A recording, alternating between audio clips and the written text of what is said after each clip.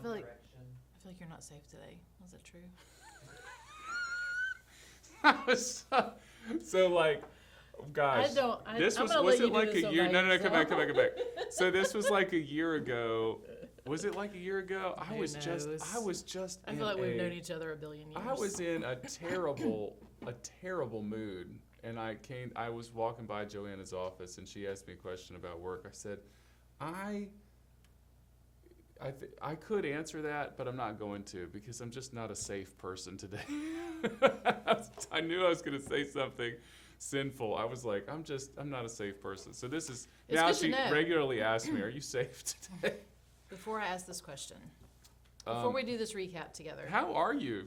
I'm well. It's great to see you. Thank you. Pastor is out. He's had some other prior commitment. I know he's out there helping and advancing the kingdom.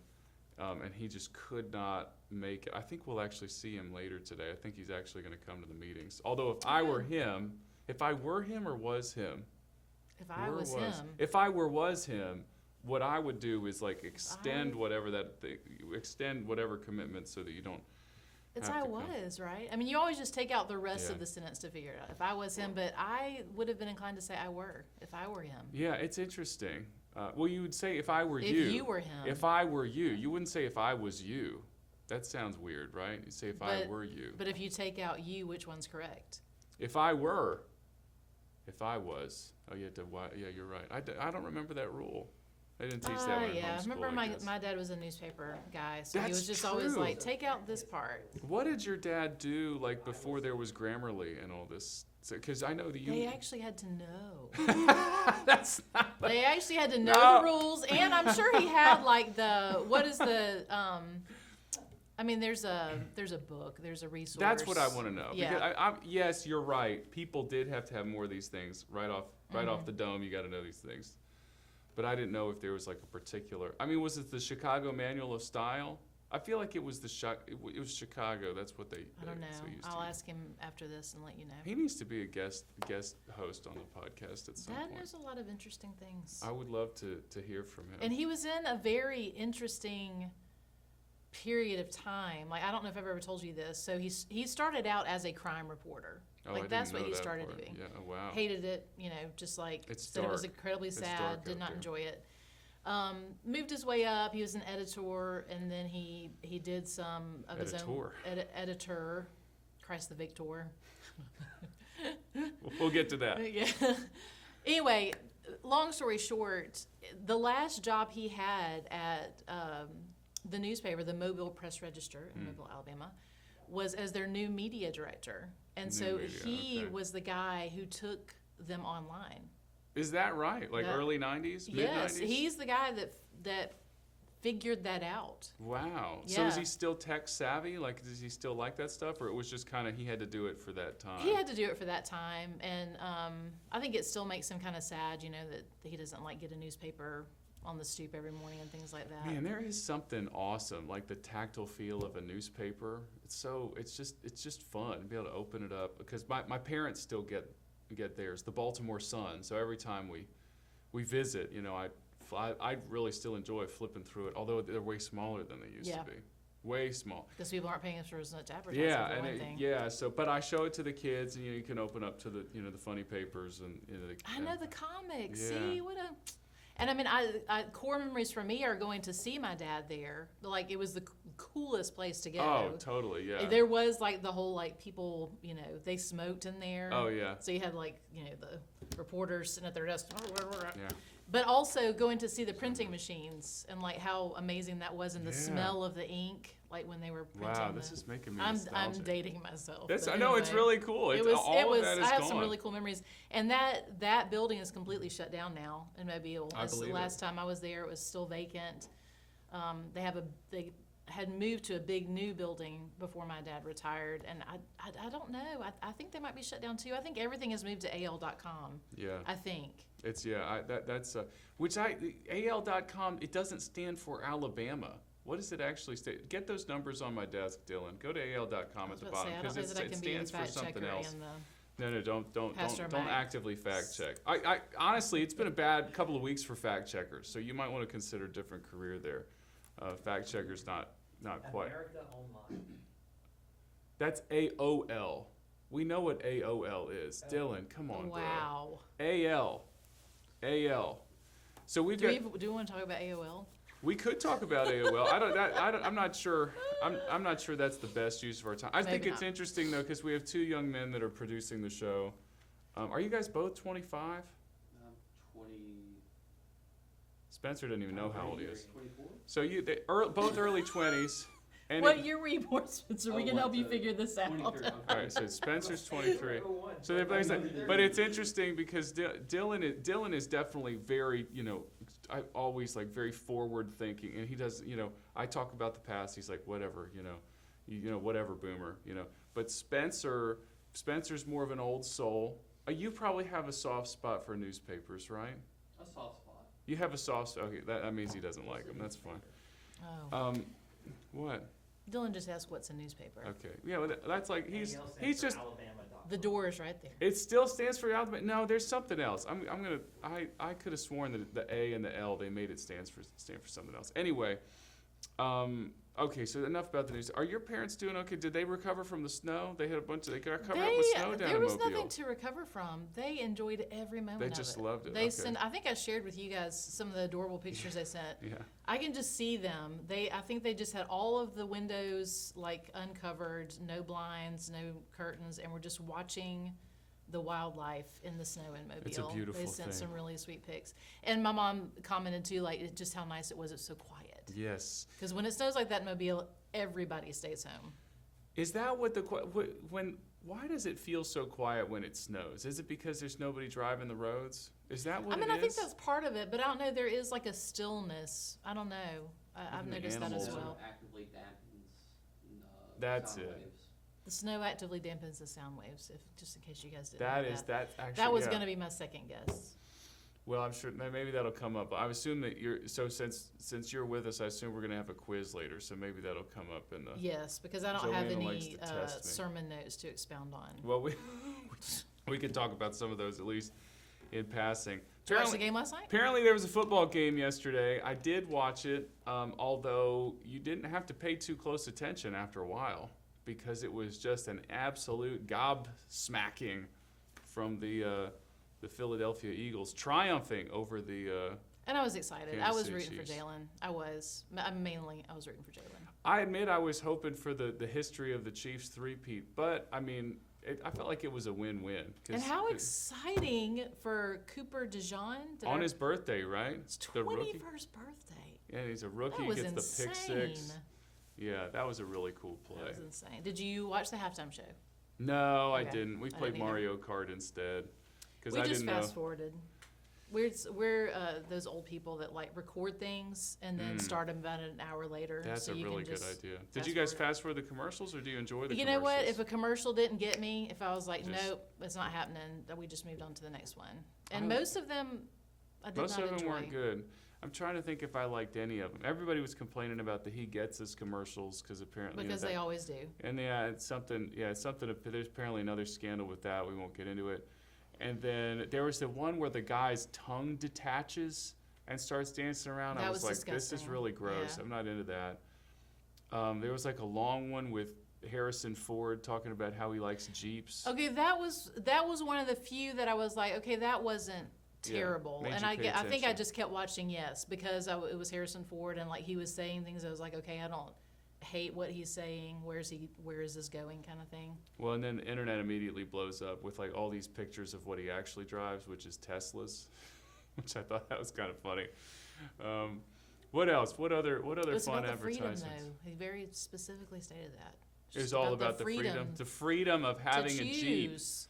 Yes, Tesla, I wish Jeep, Pastor whatever. Pastor drives a Jeep. Maybe I'll ask him about it next week. You know, he'll I'm sure. Maybe that's what he's doing. He's exploring his freedom as a Jeep owner Probably. right now. You don't have to work Probably. if you own a Jeep.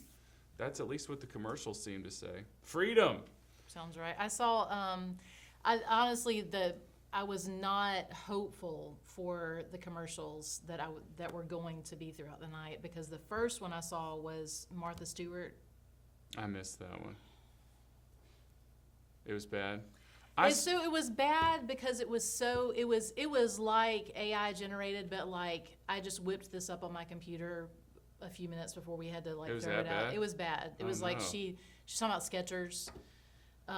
They got it for a Skechers. So how she can like glide in them, and then she's like this, and then she starts dancing, but it's the AI version of her. It was terrible. I'm sorry to hear that. It's okay. Sorry, Martha. It was upsetting. I saw the one with Willem. I need a minute. Okay, moment of silence, Okay. and we're done. So I saw the pickleball commercial with Willem Dafoe. That was actually pretty good. Funny. That was funny. Catherine, what's her name? Oh, is it Catherine O'Hara? I think it is O'Hara. Yeah. Yeah, and both of them just kicking butt in the like professional pickleball. That was good. That was I need to pretty send funny, that to Tim Sager. He's big in. They actually looked a lot like Dylan and I playing pickleball. Oh, are you the other guys that night good now? against I mean, everybody on the other court stopped to watch us. I'll put it that Really? way. Wow. That's really. When the truck drove by and Joe screamed at the truck. Yeah. Where were you guys playing? Veterans Park? Oh, I just snorted. I feel like that happens at least once per episode. We were at Gotta give the Veterans, people what and they it was want. hopping. It was hopping. They like those outdoor courts.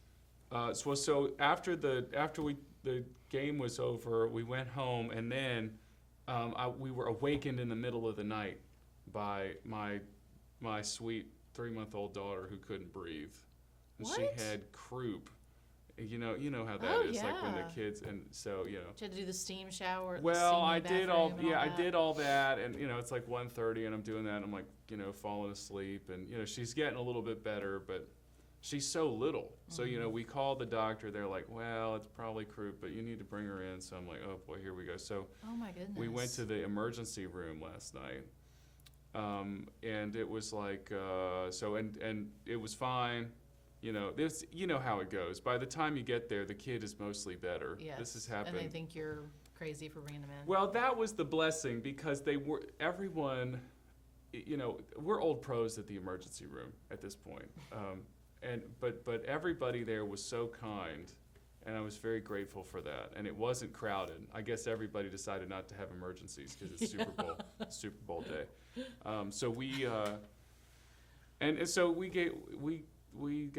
She got a little dose of a steroid to make sure it doesn't come back in the next 24 hours, and then we came home and tried to get a little bit more sleep, and then here we are. Dylan, I'm sorry, this is why I'm not a safe person today.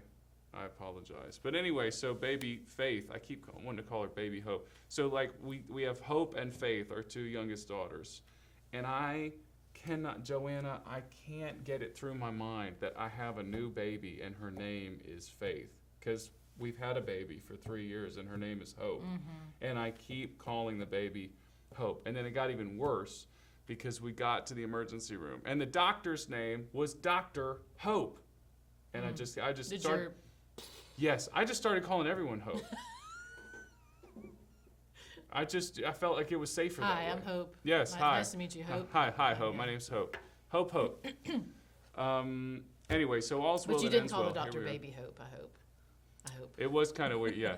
Hopefully, the doctor was referred to as baby. So yeah. that would be some interesting. I'm not, again, going to bother to do it now, but there is a lull in emergency rooms when stuff like this is going on. Is that because more people are like somewhere and not like out on the roads as much?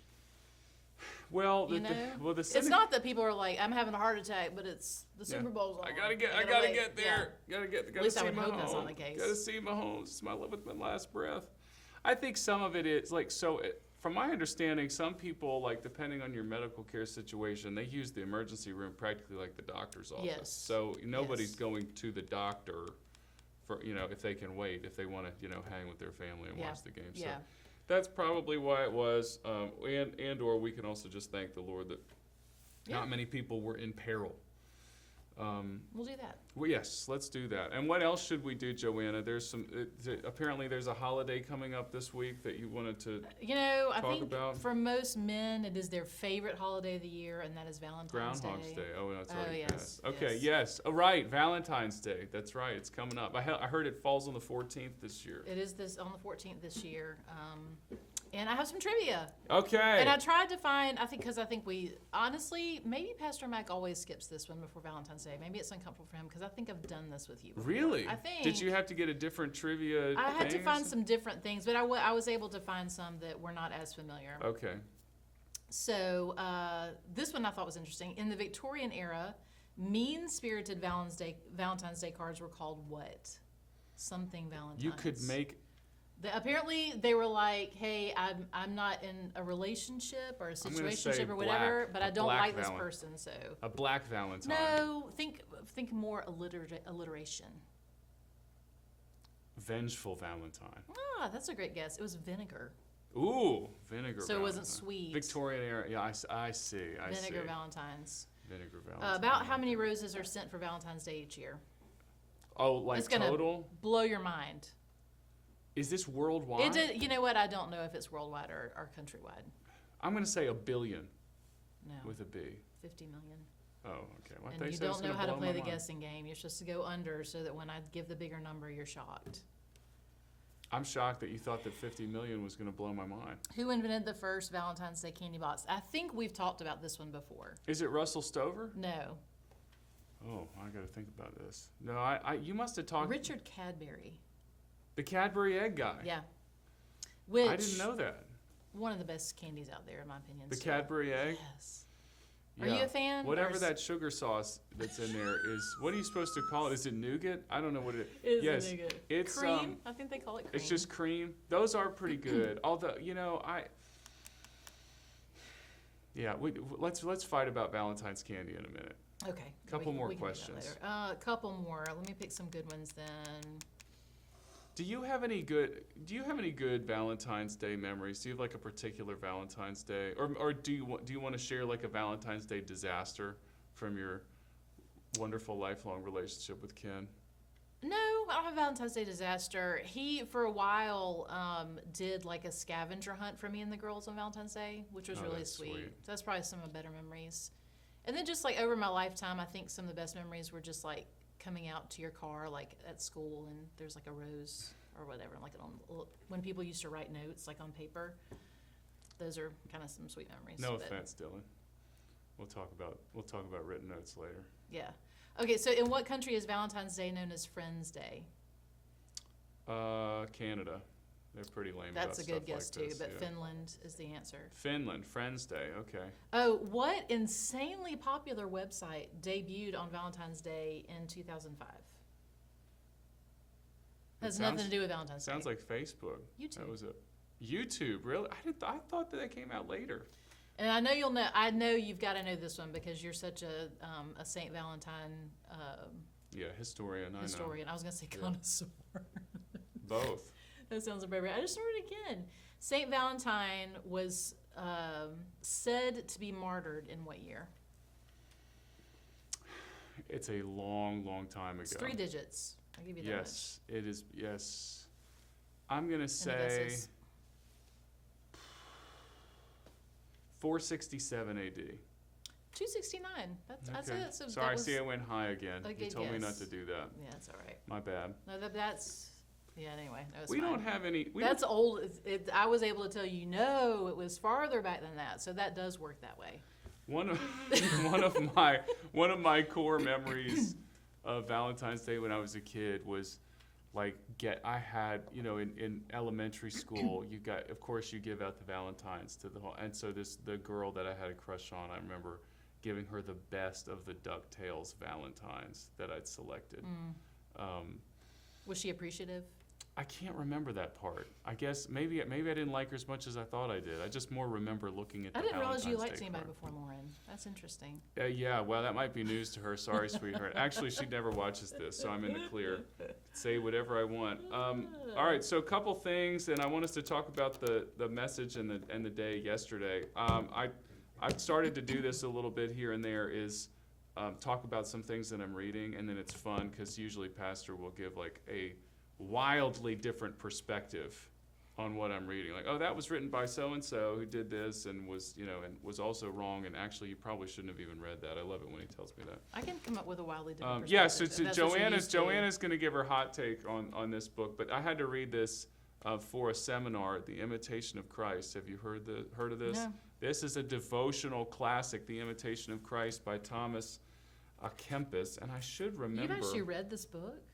It looks like you haven't touched it. Well, so the funny thing is, I have read The Imitation of Christ, but I haven't read this edition. Okay, all right. I bought this thinking that I didn't have it, and then I found another one on my shelf because almost all of my books have been given to me by people. So anyway, so this is, but the reason that this is like so nice is because this is a stone cold classic, especially in the Roman Catholic world. Okay. And so there's a lot of really interesting. It's super easy read. It's like, it's a devotional, so like each chapter is only like 2 pages long. What time period is this from? Gosh, this is it's after Saint Valentine was killed, but before So 270 or but after. well before the Protestant Reformation. I think this was like in the 11th century or something. But it's like easy that. to read. Yeah, Has it been updated? The Has it been vernacular translation been is updated? good. Okay.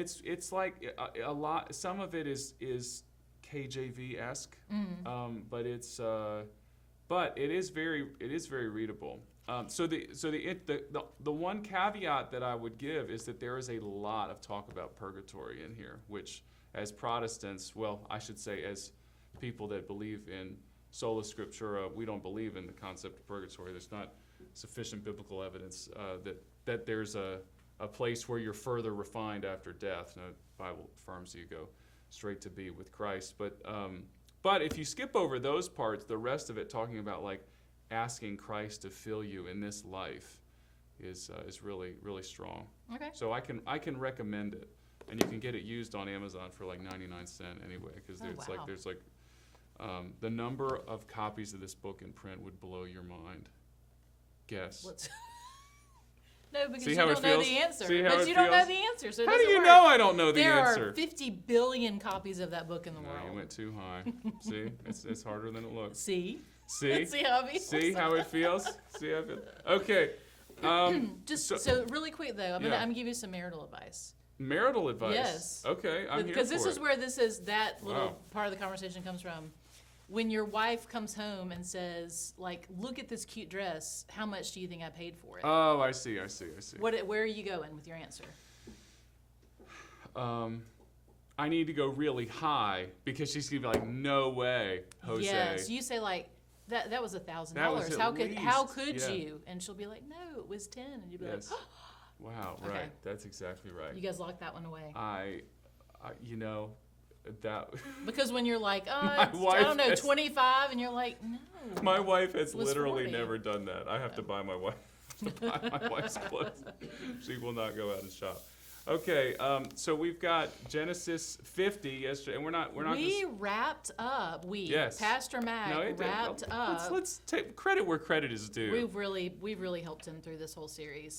Wrapped been up the propping him up Joseph for years now. series yesterday. Yes, and so Pastor talked to us about how, and I think that we can zero in on this, and then I want to talk about the series to come. So he he always sends you the manuscript. He never sends me the manuscript. Pastor, what's up with that? But he sends this manuscript to our communications director. Was the title A Coffin in Egypt? Was that the Yes. title of the message?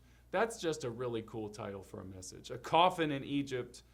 And he talked about how that was actually a promise and a prophecy that Joseph was making at the end of his life, because he says, this is the second to last verse of Genesis, which is an epic book.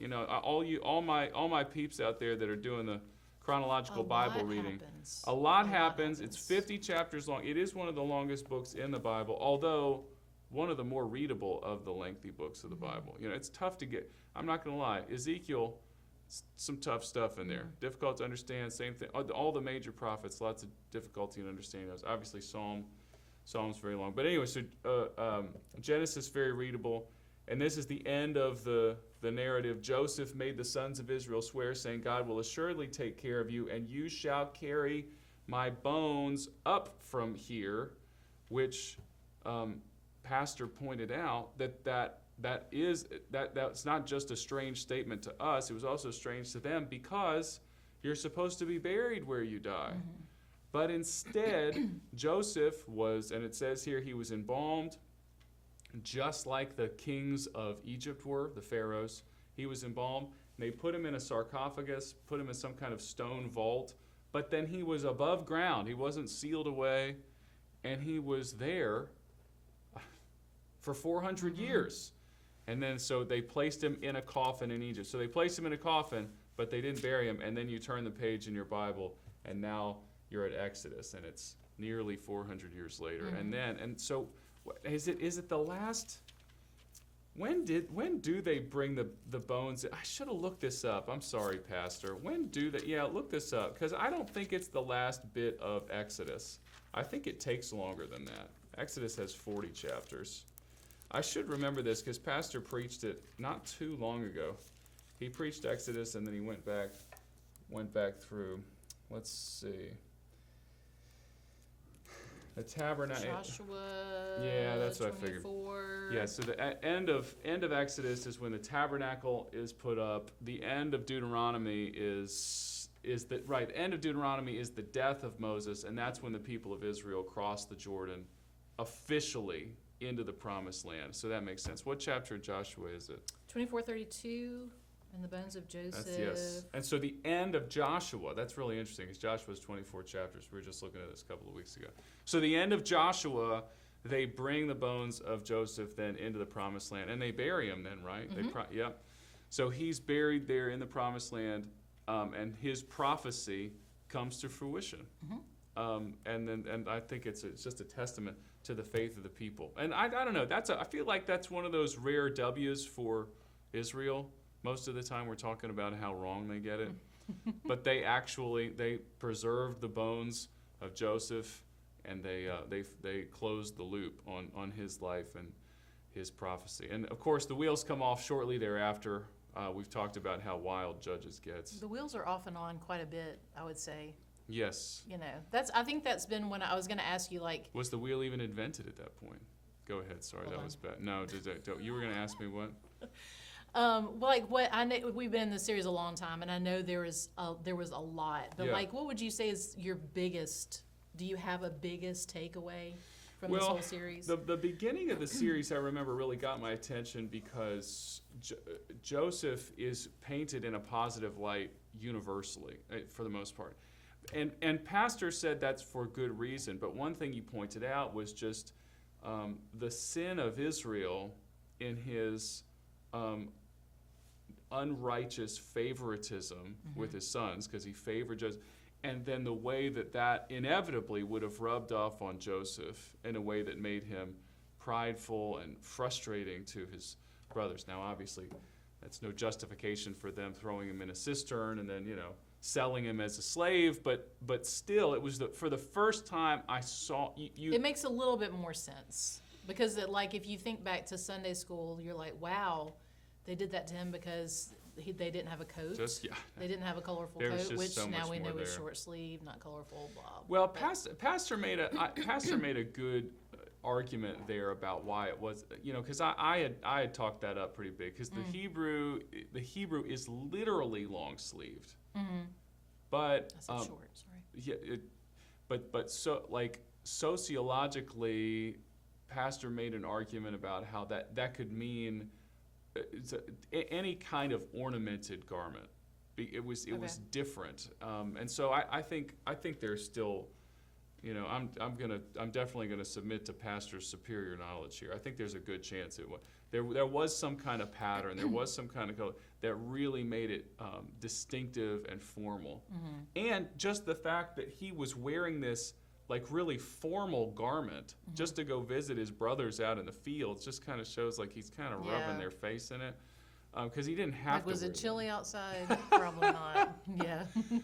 So that it was good to see that kind of insight, and really that's one that sticks. Was there something for you that would really? I mean, I think just overall. So I'm doing the Bible recap. Yeah, I was going to ask I you talked about that. Yeah. So that in conjunction, the Lord is so patient and kind, and we are so quick to forget that. Oof, I mean, you just see it over and over and over again, and people okay, Lord, hey, thanks for that promise, but I think I can figure it out a different way to do it, you know, and like, Yeah. and like Ken and I were even talking about Jacob and Esau last night. Yeah. He was like, did they ever reconcile? And I was like, yeah, remember? Like they met up, Yeah. or he heard that Esau was coming, and he was like, still hey, scared of him, everybody scatter just in case they'll only kill like 50% of us or whatever. Anyway, just all of that, the reconciliation that that the Lord brings about in so many situations where people just make terrible decisions. They throw it away. Yeah. So I think overall whenever he said that Joseph was the project, like all of these things that happened were such a refining process for Joseph, and like you just said, he may have been in a different frame of mind than I had ever thought of before for that project to start. But he really, Joseph really changes and he really develops. That reminded me of another insight that it's worth repeating here, because especially if you're going through your Sunday school study of Joseph, one thing that sticks out is the way that he seems to deceive his brothers after they come and meet him in Egypt. Yes. And Pastor, again, recontextualized that in a way where it was a righteous test from Joseph to see whether they had hatred in their hearts towards Benjamin, Right. his full brother. He was being protective. And I had never seen that before, and I was really that was really cool to see. And then there's there was more throughout.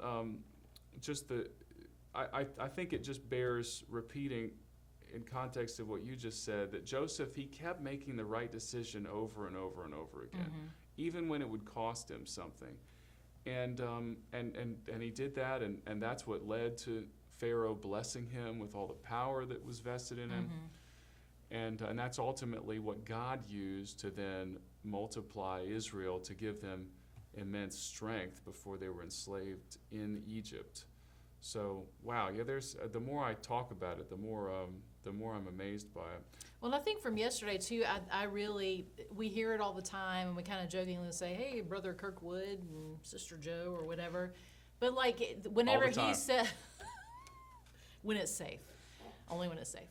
No, but he said, "How often do you think about these people as your brothers and sisters?" And I have to admit, it's not often. And I was, walked away from that thinking, like, how differently would we treat one another if we realize we are brothers and sisters in Christ? We are actual family, not just people that get together on Sundays and Wednesdays. That's a good word. A couple more things before we close up shop here. So Pastor also gave us a helpful update on the Joseph Project yesterday.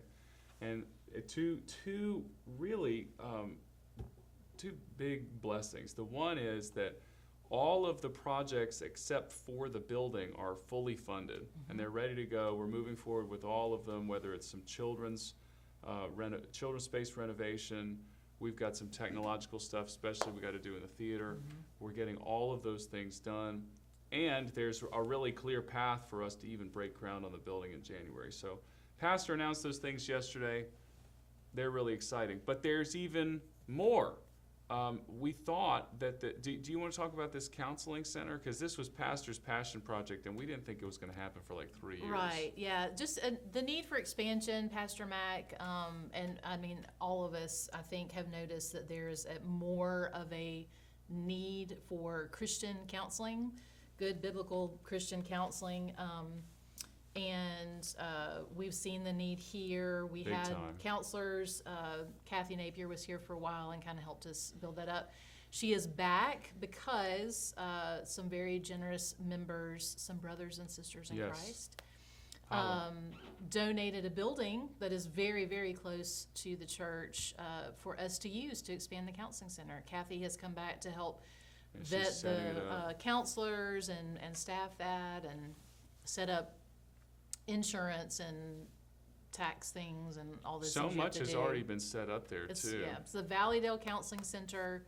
You can actually already find it on Google. I got that set up. They're not scheduling new counseling Not appointments just yet. They will soon. Kathy herself, and we should have said this from the platform, but it didn't seem right at the time. Kathy herself is not taking appointments. She's setting up the counseling center, so if you've counseled with her before, that's not going to continue, but very soon we're going to have a staff of counselors there.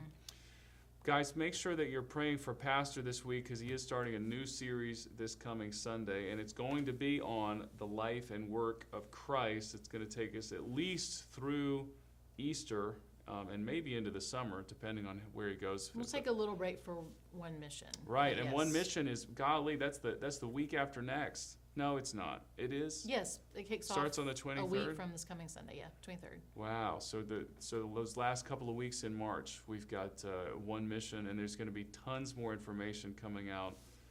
I mean, during A lot the of it's week. already out. Yeah, registration is open already for all things One Mission. So if you are interested in childcare for some of the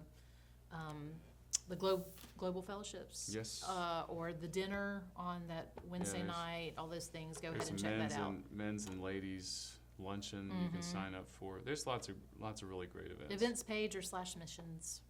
Events page or valleydale.org. That's our website, /mission. valleydale.org/missions, Thank you. AOL.com. .aol.com. Oh, that was another good. Thehomes.com is the best.com. Did you see that ad last night? That one really made me laugh. I actually don't think I did.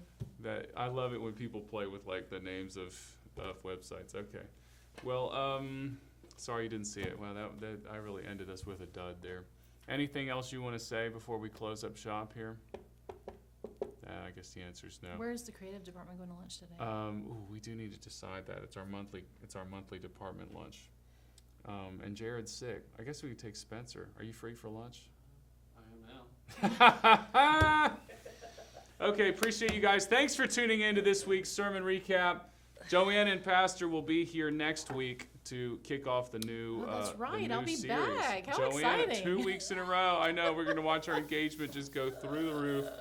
I'll be in Houston for a worship pastor conference, and then I'll come back and regale you guys with lots of stories. We'll see you later. Bye.